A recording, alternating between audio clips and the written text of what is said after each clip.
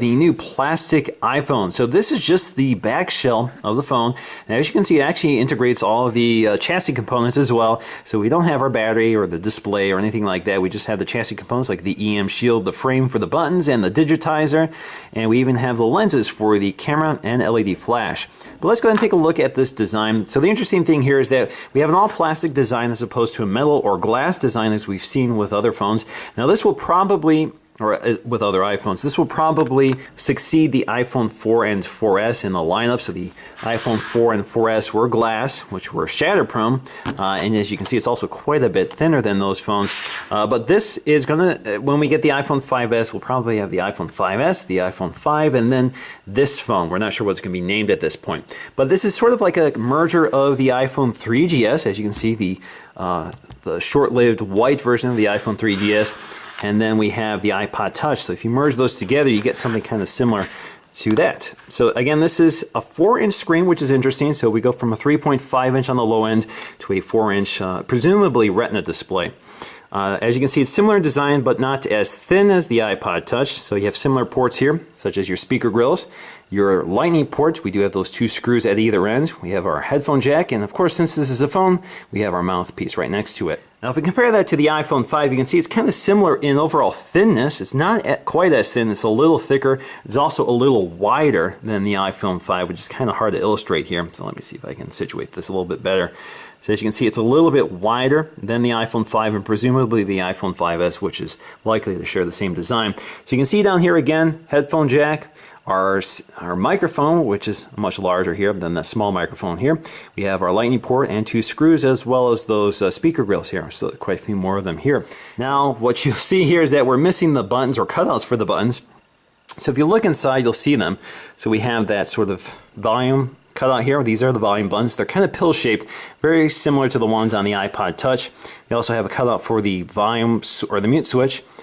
Pretty similar design, similar layout. Now the buttons themselves won't be metal, they'll be plastic and will be color coded to the body of the phone. Same with the sleep wake button up here. You can see right here it's also pill shaped.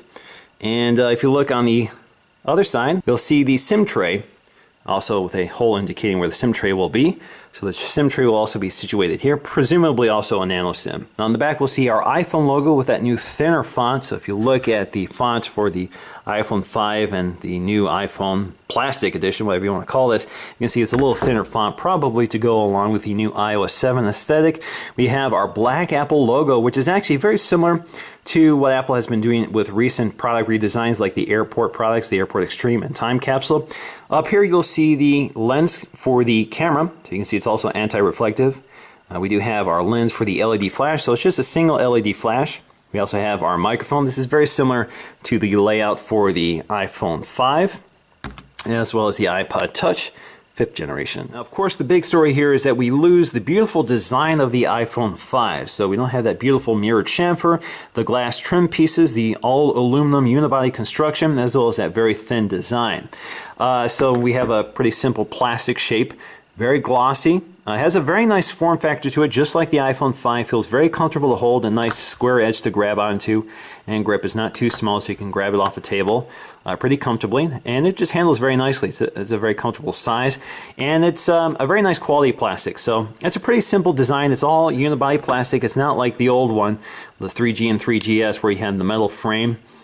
So it's a little different, a little cleaner overall. I actually really like it. It's really much thinner than that, as you can see. And of course you can see other details here, such as that chrome ring around the camera lens and the flash. You don't see that here with the plastic case. And again, if you look at the bottom, you just see a lot more work has gone into the iPhone design. So you have all these micro drilled holes. We have the chrome rings around the lightning port and the headphone jack. So a lot of that is gone, of course, with the plastic phone. Now, just to take a close look at the inside chassis, you can see how everything is mounted in here. So you can see the frame for the lightning port, the frame for the SIM tray, frame for all the buttons, the frame for the digitizer. Up here you can see we have these little temporary covers for the camera as well as LED flash. Same with the cutouts for the volume buttons and mute switch.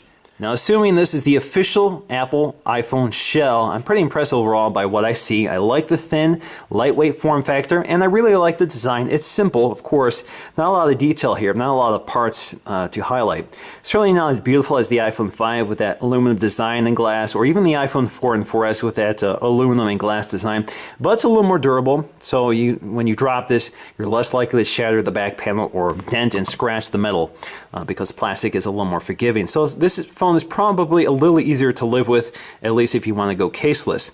And of course, you also get multiple colors, so if that's important to you, you do have an option to pick a color other than white or black. And you get a 4-inch phone. So you go from a 3.5-inch phone to a 4-inch phone, which presumably will also have a Retina display, just like the iPod Touch and the iPhone 5.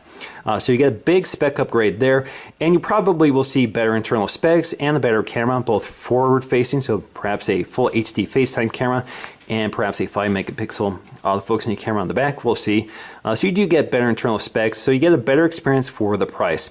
I do have to send a big shout out and a big thank you to Sony Dixon, who supplied this for me. I've known Sony for quite a while now, and he's kind of the leader in terms of leaking Apple goods these days. He has a lot of connections in the supply chain, so you probably want to follow him. So I'll post a link in the description below if you want to check him out, and he'll keep you updated on all the latest Apple news that he is on the forefront of.